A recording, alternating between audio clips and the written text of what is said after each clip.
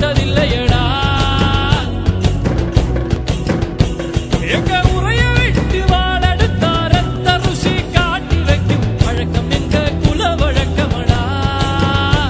நான் தட்டி வச்சா புலி அடங்கும், எட்டு வச்சா மலர் உருக்கும், தொட்டதெல்லாம் தொலங்க போகுதடா.